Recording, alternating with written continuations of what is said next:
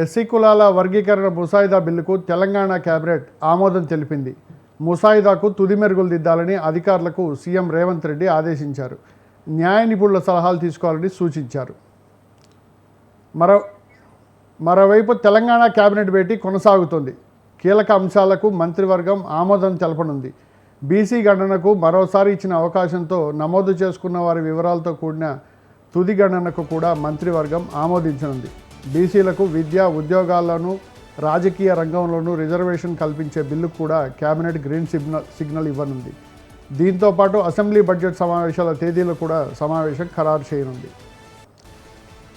ఇక ఇదే అంశంకి సంబంధించి మరింత సమాచారం మా ప్రతినిధి వేణు అందిస్తారు. వేణు, చెప్పండి.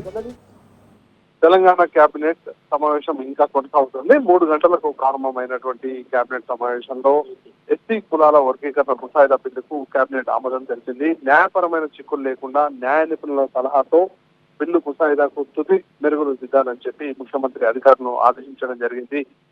ముఖ్యంగా ఏదైతే బీసీ కులగణనకు సంబంధించి ఇప్పటికే మొదటి విడత, రెండో విడత పూర్తయిన సందర్భంలో వచ్చినటువంటి ఆ నివేదిక ఆధారంగా ఇక బీసీ కులగణన జరిగినాక 42% రిజర్వేషన్లు కల్పించాలని చెప్పి ఇటు రాష్ట్ర ప్రభుత్వం భావిస్తుంది.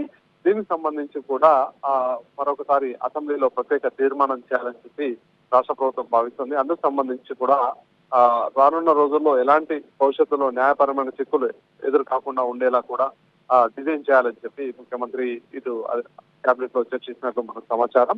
ఇక మరోవైపు బడ్జెట్ అసెంబ్లీ సమావేశాలకు సంబంధించి కూడా త్వరలోనే నిర్ణయించి వీటికి సంబంధించి కూడా ఈ అసెంబ్లీ సమావేశాల్లో ముఖ్యంగా గత ఏడాది కన్నా ఈ ఏడాది పథకాలను అమలు చేసేందుకు ఏ విధంగా ముందుకు వెళ్ళాలి అనే దానిపైన కూడా చర్చ జరిగింది.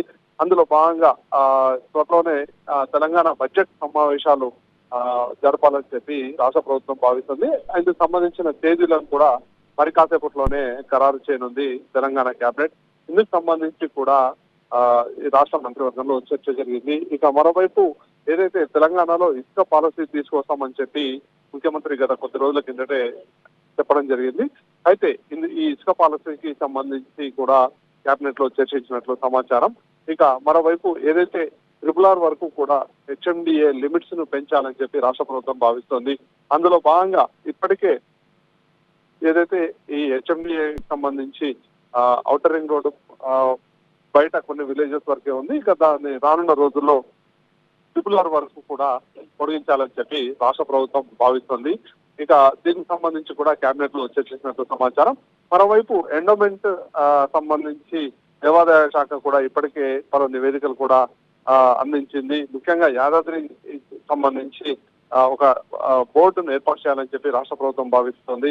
ఆ బోర్డు ఏ విధంగా ఉండాలి ఏంటి అనే దానిపైన ఈ కేబినెట్ లో చర్చించి పలు మార్గదర్శకాలు డిసైడ్ చేసి బోర్డును కూడా ఏర్పాటు చేయాలని చెప్పి రాష్ట్ర ప్రభుత్వం భావిస్తుంది. కాబట్టి దానికి కూడా తుది రూపు ఇచ్చే అవకాశం ఉంది. ఇందుకు సంబంధించినటువంటి చర్చ కూడా కేబినెట్ లో కొనసాగుతున్నట్లు సమాచారం. మొత్తంగా 35 అంశాలకు సంబంధించినటువంటి ఈ చర్చ ఈ రోజు కేబినెట్ లో కొనసాగుతోంది. దీనికి సంబంధించి ఇక కేబినెట్ సమావేశంలో నిర్ణయాలు మరి కాసేపట్లోనే బయటకు వచ్చే అవకాశం ఉంది. Thank you Venu.